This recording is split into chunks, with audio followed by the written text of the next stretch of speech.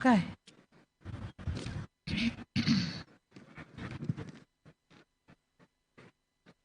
Mheshimiwa Mufti na Shehe Mkuu wa Tanzania na uongozi wa BAKWATA ulioko hapa,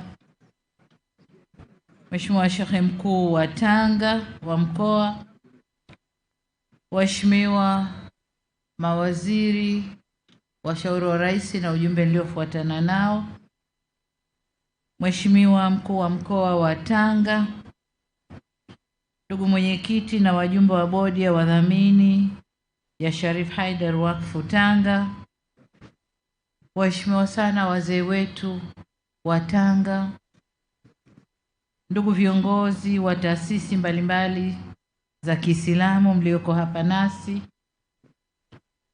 ndugu wanahabari, assalamu alaikum wa rahmatullahi wa barakatuh.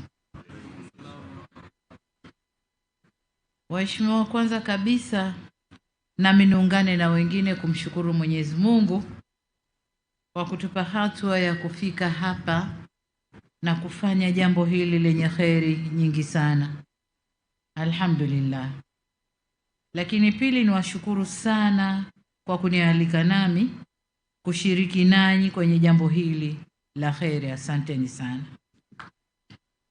Ndugu zangu, Tanga inafahamika na kuheshimika kwa kutoa wanazuoni wengi na wakubwa katika dini ya Uislamu.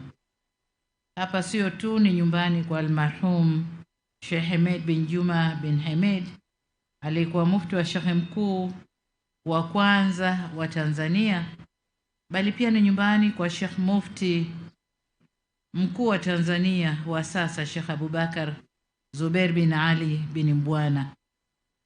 Hivyo mmenipa heshima kubwa sana kuja kuweka jiwe la msingi kwenye msikiti huu wenye historia kubwa na ya muda mrefu hapa Tanga na Afrika Mashariki kwa ujumla.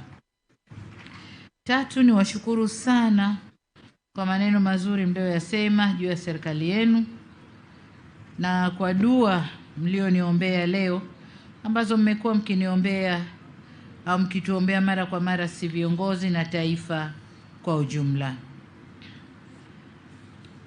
Mimi ninaamini kwa dhati ya moyo wangu kwamba dua zenu njema, viongozi wa dini na waumini wote, pamoja na juhudi zetu serikali, vinatusaidia sana kuendelea kutuweka pamoja kama taifa.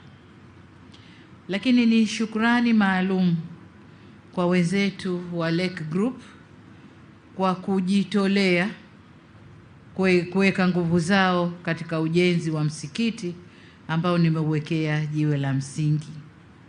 Waswahili wanasema kutoa ni moyo na si utajiri. Lakini tunakushukuru kwamba katika ile kurudisha hisani kwa wananchi, mmekumbuka kurudisha kwenye elimu, kwenye afya na kwenye msikiti, lakini na madrasa pia. Ndugu zangu, tunao mengi ya kujifunza kutoka kwa mzee wetu almarhum Sharif Haidar bin Ahmed. Mwenyezi Mungu aendelee kumrehemu. Mzee wetu huyu aliishi kwa vitendo maneno ya Allah kwenye Surat al-Baqara aya 267 ambayo yanasema, naomba kunukuu, yanasema: enyi mlioamini, toeni katika vile vizuri mlivyovichuma na katika vile tulivyokutoleeni katika ardhi, wala msikusudie kutoa vilivyo vibaya, hali ninyi wenyewe msingepokea ila ingekuwa mmefumba macho. Najueni kwamba Mwenyezi Mungu ni mwenye kujitosha na msifiwa. Mwisho wa kunukuu. Ndugu zangu, sote tunaitambua thamani tulioipa ardhi. Watu wanapigana, wanauana kwa sababu ya ardhi. Ndugu wanagombana kisa ardhi. Majirani hawasemeshani kisa wameingiliana kwenye ardhi. Mataifa yanaingia vitani, tunasikia huko na hapa karibu tu kwetu Kongo kwamba tunapigana kwa sababu ya ardhi. Lakini mzee wetu huyu aliona atoe wakfu sehemu ya ardhi yake aliyoimiliki kwa maslahi ya vizazi vijavyo. Hili ni jambo kubwa sana sana sana. ili kutambua ukubwa walichokifanya. Sote hapa tujiulize, ni wangapi wanawaza vizazi vya kesho? Tunashukuru wapo wanawaza vizazi vya kesho, wakiwemo ndugu zetu wa Lake Group, kwamba kuweka nguvu kwenye kujenga msikiti huu na madrasa ni kuwaza kwa vizazi vya kesho pia. Lakini wengi wetu hatuwazi kwa vizazi vya kesho, lakini pia hatuzingatii maslahi ya ndugu zetu wa damu. Mzee wetu huyu akiongozwa na imani yake aliamua kutoa sehemu ya ardhi yake, tena katika mji wa watu waungwana kama hili jiji la Tanga, ambako ardhi ina thamani kubwa na inapanda thamani kila uchao. Wakfu huo unatufundisha somo kubwa na muhimu sana la mara zote kuyatazama maisha kwa upana wake. Sisi tunatazama maisha hapa tulipo tu na mbele kidogo, lakini hatuyatizami kwa upana wake, kwamba sisi ni wakuletwa na wakuondoka, na kule tunakokwenda ni maisha marefu zaidi kuliko tunakotoka duniani.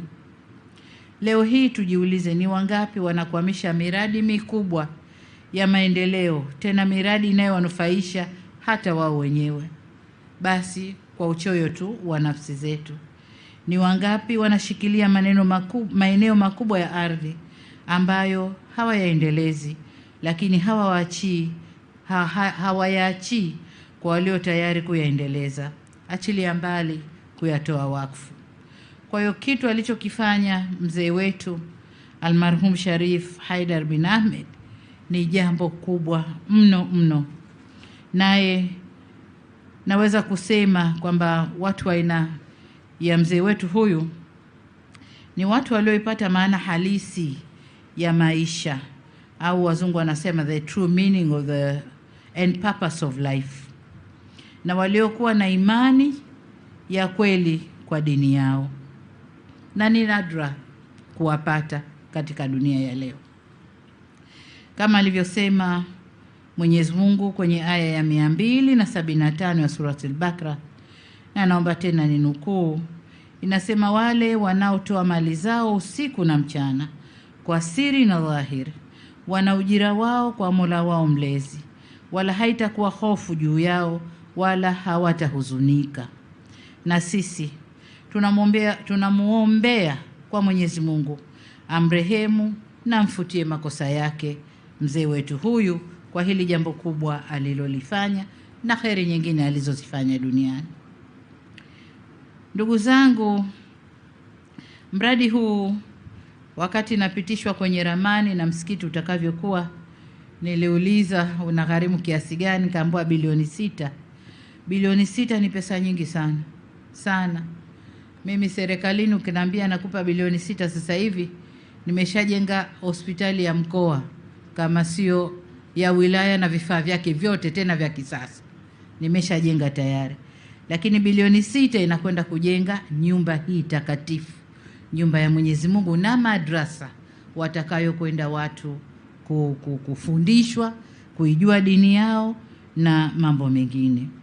Kwa hiyo tunawashukuru sana, nirudie tena shukrani zangu kwa wadhamini Lake Oil Group kwa kuishika mkono taasisi hii kufanya jambo kubwa hili la kheri. Nirudie tena kutoa si utajiri bali ni moyo. Lakini niseme kwamba ndugu zetu hawa wangeamua tu kulijenga bonge la sikiti hapa wakaondoka, lakini hawakuwaza hivyo. Kwenye ramani kuna na madrasa, na madrasa ndiyo itakafanya msikiti huu uswaliwe kwa dhati na kwa takwa, kwa sababu wengi wetu pengine tunajua kuswali, lakini tunajua msingi tu wa swala. Ukishakujua alhamdu yako, unajua huu ndo msingi wa swala na vitendo vyote vile vya swala, basi wewe unaswali. Lakini hawajui swala maana yake nini, hizo anazosema katikati, Allahu akbaru, Rabbana lakal hamdu, hajui maana yake nini. Shahada anakaa, lakini maana ya shahada hajui. Lakini madrasa hii itakwenda kumfundisha mtu jinsi ya kuswali na vitendo vyake anavyovifanya na yale anayoyasema maana yake nini, na itampa fursa ya kusali kwa moyo na kwa dhati, kwa takwa. Kwa hii ni baraka kubwa sana, tunawashukuru ndugu zetu. Lakini pamoja nanyi tuwashukuru wazee wetu wale waliotujengea msikiti wa zamani. Nalo ni jambo kubwa mno. Na hilo ndio limelea hawa wanaoitwa leo mashehe wa mkoa, akina mufti hao na wengine wote wametokana na mikono hiyo. Kwa hiyo tushukuru, alhamdulillah, na Mungu atuwezeshe tufanye mengine makubwa zaidi. Lakini mradi huu mbali na kutoa elimu ya dini utasaidia kuongeza haiba ya mji wetu au eneo letu hapa. Lakini kama tulivyosikia, msikiti wa zamani wenyewe una historia kubwa. Kwa hiyo kuna watu watakao kuja kwa shughuli za utalii kutaka kujua chimbuko la Uislamu na safari ya Uislamu katika pwani ya kaskazini na mashariki ya Tanzania, watafikia kwenye msikiti huu. Lakini nimeambiwa katika msikiti huu kutakuwa na nyumba ya walimu, mashehe na viongozi wa kidini watakao kuja kufanya shughuli zao ndani ya mkoa huu. Hili pia ni jambo zuri kuliko kuwapeleka huko mahotelini na magesti wakakumbana na yasiyo waridhi.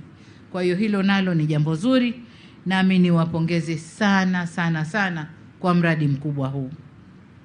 Ndugu zangu, nimelisikia ombi lenu la kuchangia ujenzi wa uzio wa eneo la makaburi ya Msambweni. Sasa hili ni jambo la kiimani, naomba nilibebe mimi mwenyewe na inshallah Mwenyezi Mungu atatupa njia tuweze kujenga kama lilivyoombwa inshallah. Ndugu zangu Waislamu, nikihitimisha, niwashukuru tena kwa kunipa heshima hii na kukunishirikisha jambo hili muhimu. Ndugu zangu Wanatanga, taasisi zetu hizi za dini ni taasisi muhimu sana katika kukuza maadili. Naomba tuzitumie kuimarisha maadili, ikiwemo kupinga matumizi ya dawa za kulevya na mambo mengine yanayotokea huku kwetu. Tuna mipango mikubwa sana kwa mkoa huu wa Tanga kama serikali, na kama mipango hiyo itakuta vijana wameshaathirika na madawa ya kulevya, basi haitakuwa na maana kwa mkoa wetu. Hivyo tuendelee kushirikiana na serikali katika kupambana na biashara hii haramu na biashara thakili inayowathakili vijana wetu ya matumizi ya madawa ya kulevya. Ndugu zangu, mimi nishukuru tena na niwaombe tukutane kesho pale kwangu Ikulu kwa dua maalum. Nadhani tayari kuna taarifa. Na baada ya kusema hayo, basi niseme nashukuru sana na asanteni kwa kunisikiliza. Asanteni sana. Asante. Takbir! Takbir! Mheshimiwa Rais wa Jamhuri ya Muungano wa Tanzania, la mwisho na kwa kuomba kamati iliyohangaika hapa kwa muktadha wake ni Omar Guledi mwenyekiti, Alhaji Salim Bawazir katibu, Ahmad Sharif Saleh huyu ni mdhamini, na Saidi Mazrui Saleh ni imam, na Said Ali Sharif Saleh Al-Junaidi ni mdhamini, Saidi Bahoza mjumbe, Sharif Habib Nur mjumbe, Sharifu Abdi Nur mjumbe, na Ahmed Mustafa mjumbe, na Fahdi Rishid mjumbe.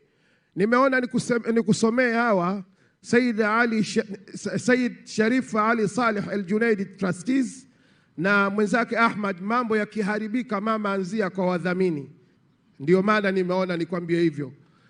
Tunakuomba tuendelee na msafara inshallah. Asante. Tangazo muhimu, mwenyekiti wa Chama cha Mapinduzi katika mkoa wetu wa Tanga ananikumbusha kwamba kesho kutwa tarehe 28 sote kwa pamoja tujumuike katika mkutano wa hadhara kwenye uwanja wa Mkwakwani. Wote kwa pamoja twendeni tukamsikilize kiongozi wetu Mheshimiwa Rais wa Jamhuri ya Muungano wa Tanzania. Mheshimiwa Rais, kwa heshima na taadhima,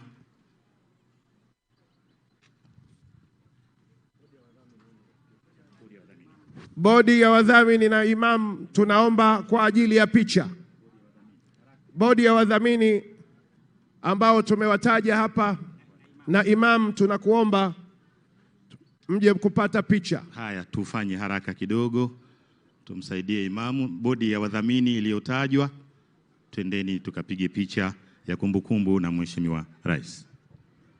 Sharifa Ali Saleh, jipangeni hapo haraka haraka ili mambo yaende. El Junaidi, mdhamini na khatib, jipambeni kule kwa nyuma. Sharif Habib Nur, wakina mama tunawataja tu ni Latifa Makao, Balozi Zahara Nur, Madam Leila Abubakar, Zamayoni Muhammad, Salama Mazrui, Mine Akida, Mwanakombo Mwaropa, Safia Uledi, Alawia Nur na Zena Salim Ali. Hii ni kamati ya kina mama.